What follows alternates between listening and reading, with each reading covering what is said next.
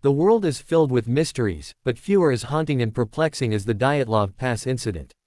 In 1959, 9 experienced hikers set out into the icy wilderness of the Ural Mountains in Soviet Russia, never to return alive.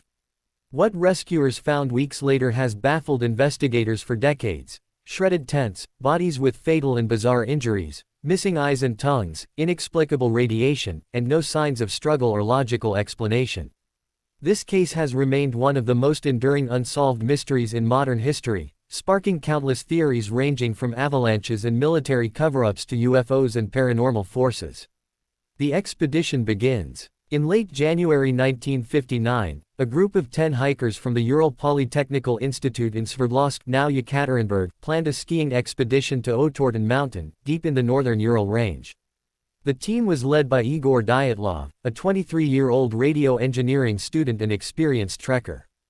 The group included 1. Igor Dyatlov, leader. 2. Yuri Doroshenko. 3. Lyudmila Dubinina. 4. Alexander Kolevatov. 5. Zinaida Kolmogorova. 6. Rustam Slobodin. 7. Yuri Krivonishenko. 8. Nikolai Thibault-Brignoles. 9. Semyon Zolotaryov. 10. Yuri Yudin, the only survivor, left the expedition early due to illness. The hikers were well prepared, physically fit, and highly experienced in winter conditions. Their journey was approved as a Grade 3 hike, the most difficult level in the Soviet hiking system at the time. The mysterious disappearance. The group began their trek on January 27, 1959. On February 1, they set up their final camp on the slopes of Kholat Syakhl, a Mansi name meaning mountain of the dead. They were supposed to return to their base by February 12, but no contact was received. When no news arrived by the 20th, a rescue operation was launched. What rescuers found would ignite decades of speculation. The horrifying discovery. On February 26, searchers discovered the hikers' campsite. Their tent was found badly damaged, torn from the inside out. All their belongings, including shoes and warm clothing, were still inside. Footprints, some barefoot, led away from the tent and into the woods, vanishing into deep snow. A mile away, near the edge of the forest, the first 2 bodies were found under a cedar tree: Yuri Doroshenko and Yuri Krivonishenko, both barefoot and wearing only underwear, showing signs of having tried to light a fire. Soon after, 3 more bodies were found between the tent and the cedar tree: Dyatlov, Kolmogorova, and Slobodin.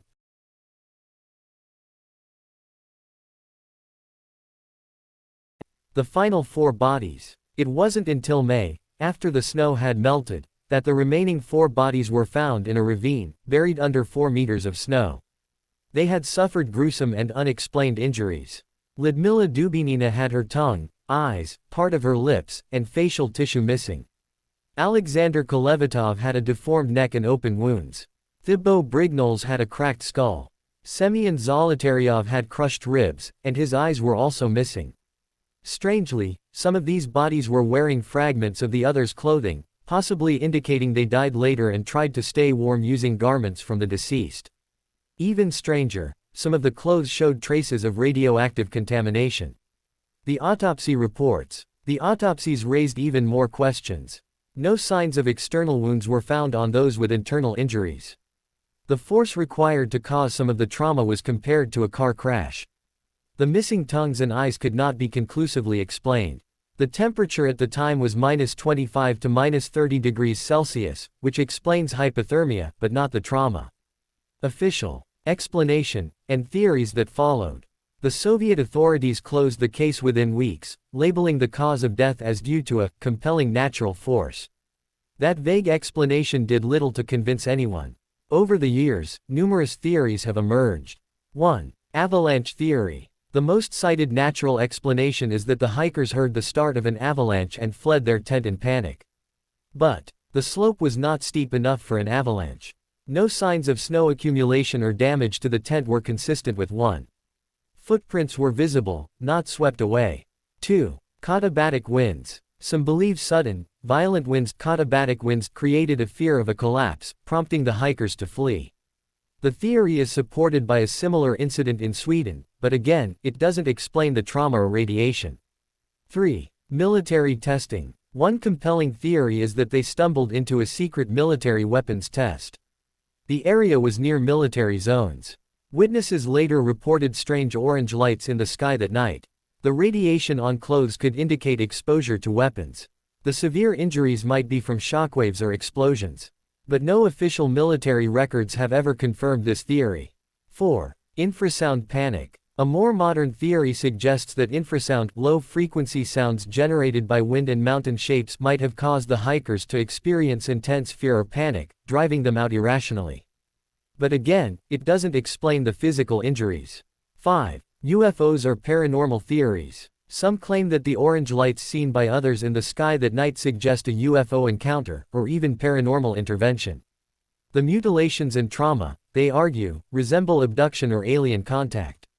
However, no physical evidence supports this theory. 6. Mansi attack. Initially, some speculated the indigenous Mansi people might have attacked the group for trespassing on sacred land. But there was no evidence of struggle. The Mansi were peaceful and assisted in the search.